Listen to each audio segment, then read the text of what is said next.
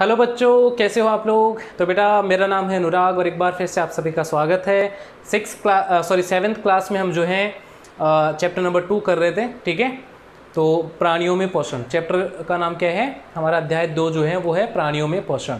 और इसमें आज अपन करेंगे मनुष्य में पाचन की क्रिया। ठीक है, मानव पाचन तंत्र के बारे में हम पढ़ेंगे बच्चों कि कौन कौन से अंग होते हैं पाचन तंत्र के और किस तरीके से हमारा भोजन जो है हमारे शरीर के अंदर पचता है। ठीक है, तो डाइजेशन इन ह्यूमंस यानी पाचन तंत्र। ठीक है, मनुष्यों में पाचन किस तरीके से होता है ये आज अपन पढ़ेंगे।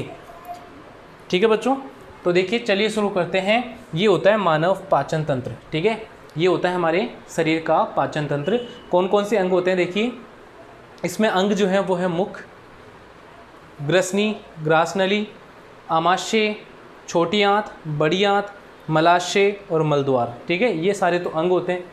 और बच्चों यहाँ पे एक पाई जाती है लार ग्रंथि, एक तो लार ग्रंथि बोलते हैं इसको, लाला ग्रंथि भी बोलते हैं। ठीक है, और अग्नाशय मैं जो गोले कर रहा हूँ 1 2 3, ये होती है बच्चों ग्रंथियाँ। ये क्या होती है बच्चों, ग्रंथियाँ।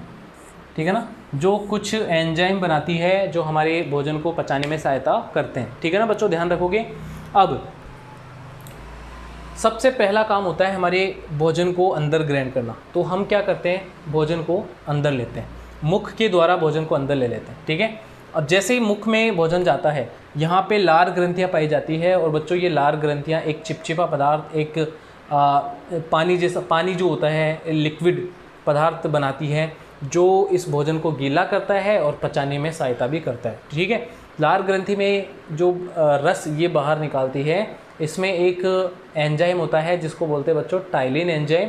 क्या बोलते हैं, टाइलिन। यहाँ पे एक एंजाइम बनता है टाइलिन। ठीक है, टाइलिन एंजाइम बनता है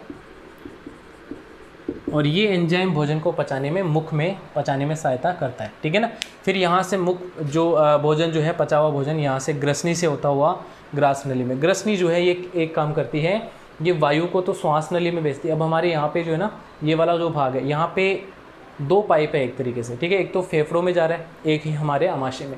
आमाशय में जो नली आ रही है उसको ग्रास नली बोल रहे हैं। जो फेफड़ों में जा रही है उसको बोलते हैं अपन क्या,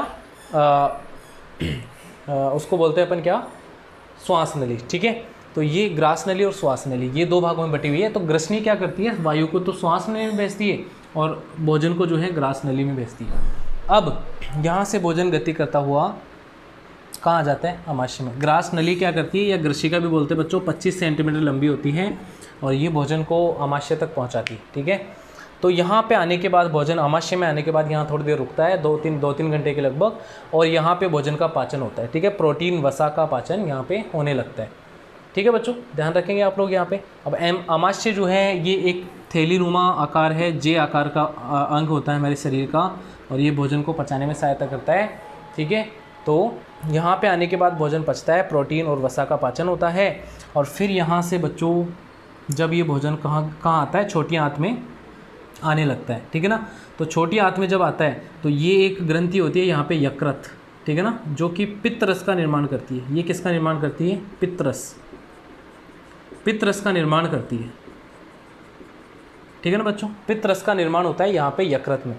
यकृत से ये पित्त रस, इस छोटी सी एक थैली होती है यहाँ पे जिसको बोलते हैं पित्ताशय। क्या बोलते हैं बच्चों, पित्ताशय। इस पित्ताशय में आके संग्रहित हो जाता है ये पित्त रस, और यहाँ से ये छोटी आंत का जो पहला भाग है जिसको ग्रहणी बोलते हैं। क्या बोलते हैं, ग्रहणी। इस ग्रहणी में आके यहाँ पे मिलता है, और यहाँ से एक ग्रंथि हो रहा है अग्नाशय। यहाँ से अग्नाशयी रस बनते हैं बच्चों, अग्नाशयी रस, अग्नाशयी रस। अग्नाशयी रस जो है ना, ये भी आके कहाँ मिलते हैं बच्चों, ग्रहणी वाले भाग में। तो यहाँ से पित्त रस और यहाँ से अग्नाशयी रस दोनों आके मिल जाते हैं यहाँ पे, और भोजन जो है, भोजन में आके ये सारे रस एक जगह मिल जाते हैं, और इसी के कारण भोजन का सर्वाधिक पाचन होता है इस छोटी आंत में। ठीक है बच्चों, छोटी आंत में का क्या काम होता है, ये भोजन का सर्वाधिक पाचन करती है, प्लस जो काम के पदार्थ होते हैं भोजन में उनका अवशोषण भी करती है। ठीक है, तो ये दोनों काम किसके होते हैं, छोटी आंत के होते हैं। फिर यहाँ से भोजन कंप्लीट पूरी तरीके से पच जाता है छोटी आंत में, और छोटी आंत से फिर ये बड़ी आंत में आ जाता है। बड़ी आंत में जो है ये करती है जल का अवशोषण, जल का अवशोषण। ठीक है, जल का अवशोषण। तो ये ध्यान रखेंगे, जल का अवशोषण होता है बड़ी आंत में। और छोटी आंत का क्या काम होता है, ये भोजन का सर्वाधिक पाचन यहाँ होता है, भोजन का सर्वाधिक पाचन यहीं पे होता है, सर्वाधिक पाचन,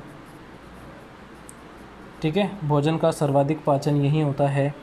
और यहाँ पे जो इम्पोर्टेंट या महत्वपूर्ण हमारे लिए जो शरीर के लिए आवश्यक पोषक होते हैं उनका अवशोषण भी यहीं पे होता है, ठीक है ना। तो यहाँ से फिर ये जो वेस्ट पदार्थ होता है ये बड़ी आंत में आता हुआ मलाशय में आकर एकत्रित हो जाता है और फिर मल द्वार द्वारा बाहर छोड़ दिया जाता है, बाहर निकाल दिया जाता है। ये प्रक्रम होता है हमारे पाचन तंत्र का, ठीक है। तो इसको ध्यान रखें आप लोग। डायग्राम आपसे पूछा जाता है तो डायग्राम आप ज़रूर बनाएं। अवश्य के 3 भाग होते हैं, एक तो ये वाला भाग, ये होता है फंडिस भाग, ये कार्डियक भाग होता है, ये पाइलोरिक भाग होता है। इस तरीके से 3 भाग होते हैं, ठीक है, ये आप ध्यान रखेंगे।